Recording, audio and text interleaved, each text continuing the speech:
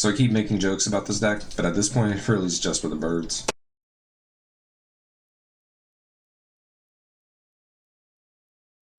So Ravemon brings an interesting playstyle to the Digimon card game.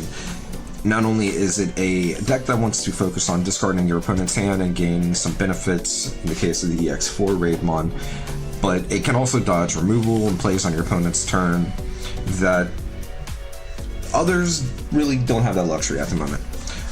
We'll get into these guys here in a second though, because to get to them we need to start from the beginning with our egg, the 4 of Digimon.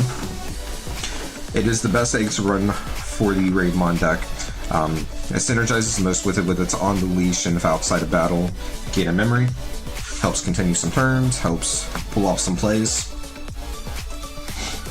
and just helps synergize the deck and keep it going. Now, going into our level 3s, we are running a full set of the BT13 Falcomon. On play, one of your purple Digimon gains retaliations at the end of your opponent's turn. It has some synergies with the Pekmon blocker, and then it's also the first one that we're going to highlight with the on deletion if outside of battle, trash a card from your opponent's hand. Because this deck likes to mess with your opponent's hand. And continuing with that, we have the EX4 Falcomon on deletion if outside of battle, your opponent trashes one card in their hand. And then its on play does eke it out as the better of the Falcomons, being able to get to your Pekmon, your Crowmon, your Keenans, and your Ravemons, both regular and burst mode. Now for the next rookies, we're running 2 Sukarmon. I was running for this prior to BT13, and with BT13 brought in the next card that we need to run, being Psychemon. So Sukarmon has the on deletion gain a memory at any point. It just helps continue your turns, but Sukarmon is the one that is helping right now with the Royal Knight matchup, with the Belfmon matchup, with the Hunter matchup in some cases, the Crossheart matchup, the Blue Flare matchup. It is a very important card to have right now for purple. Definitely a 2-of. Now, going into our level 4s as I rounded out our level 3s, like I said, the 4 of Blocker Pekmon from BT13. There's a few combos where you can set up a retaliating blocker, but it also continues the trend of discarding with on deletion if outside of battle, your opponent trashes one card in their hand. And speaking of trashing more cards in the hand, we have the full set of Pekmon from EX4, which also has the when Digivolving. If you do not have a Keenan in play, play a Keenan, which can help the deck so much because it is so very reliant on tamers. Because our level 5s, starting with EX4 Crowmon, requires a purple tamer to be in play. For its when attacking, you may Digivolve into a Ravemon from your hand for its Digivolution cost. And then it has the on deletion of popping into level 5 or lower. There are moments where that comes up.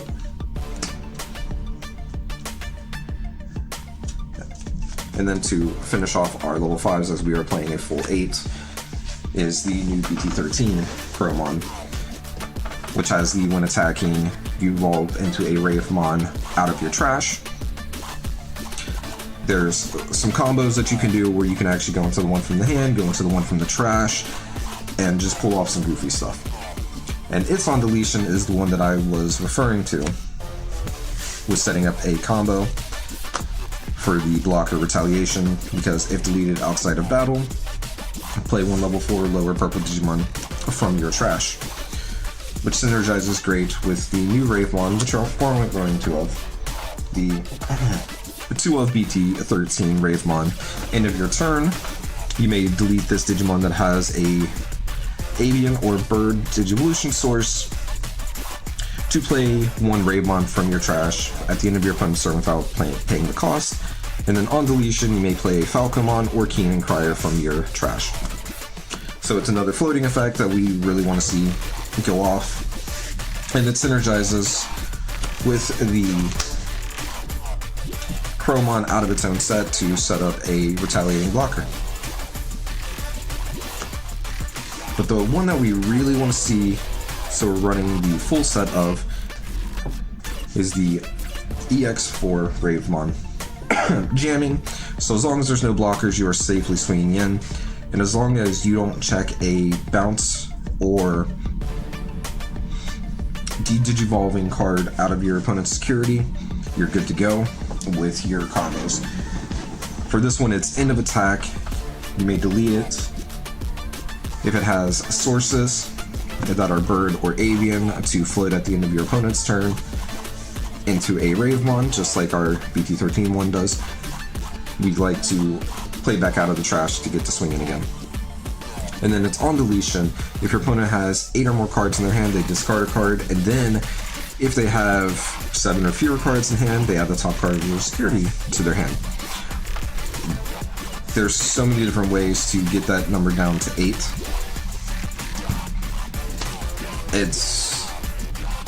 It's a very, very strong card. It's an interesting card to interact with too. So, going into our level 7s, we're playing 2 Ravemon Burst Mode. You can Burst Evolve it by returning a Keenan to hand for free. But if you do so, you're going to trash it at the end of your turn. Now, it has the when Digivolving, look at your opponent's hand, trash a card. Then if they have 7 or fewer cards in hand, they add the top card of their security to their hand, much like our on deletion from Ravemon EX4. As well as the when attacking, by bottom decking a card from your opponent's trash, you delete all Digimon with that name. This can help to remove blockers. This can help to remove things like a Hydramon that can interrupt your turn. It's just honestly a very strong card. With the meta being kind of weird at the moment though, we are playing 1 Death X to round out our level 7s. It's still a very strong card. It does the things that you want it to do. You can play it out for cheap, you can play it out for free. It helps to deal with go wide small boards. It helps to disrupt plays that your opponent might have going on. Now, going into our tamers, we're running only 2 of the new Keenan. It is a very strong card. I just feel that the other one is better, but you can play around with the ratios of however you see fit. Any number of the Keenans, as long as you have them, is a good number. So this one has the on play. Your opponent may trash a card from their hand that is a option or tamer. If they don't, you gain a memory draw card. That's just good disruption for your opponent's hand. And then opponent's turn, when a effect plays a Digimon, by suspending the tamer, gain 1 memory. It's got weird matchups where you can theoretically end your opponent's turn if they pass over.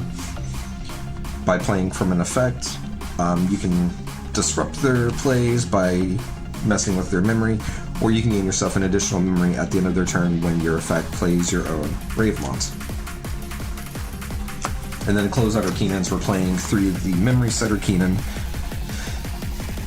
It has the all turns when your Ravemon is deleted or your bird avian is deleted, you can suspend it to draw a card, and then if it was deleted outside of battle, gain a memory. That's just more memory gain, more card draw. That is the reason why we wrote that one more of than the other one. And to close out our tamers, because we delete a lot, we're running 2 Analog Youth. It's another tutor card. It can help set up the trash plays with the BT13 Chromon. And then it can hatch some eggs when you delete, if you come out of raising to do your thing, and gain some memory. Just overall, a very synergistic card with this. Now, to close out things, we're playing 1 Calling from the Dark. Calling from the Darkness is pretty self-explanatory for this. Delete one of your Digimon, which can help trigger the on-deletion effects of your Ravemon to get pieces back, to keep doing things, or potentially close out a game if you only have 1 swing and they have 1 security. Then 2 Purple Memory Boost. It's a memory boost. The Wisdom Training will probably replace it when it comes out, just because it can grab any purple card. But for now, Memory Boost is still a Memory Boost. It's good. It digs 4 cards for a Digimon, and it cracks later for memory. And then our final card is the triple Amino Ohabari. I'm gonna apologize for butchering names. The security effect, delete one of your opponent's Digimon with the lowest level.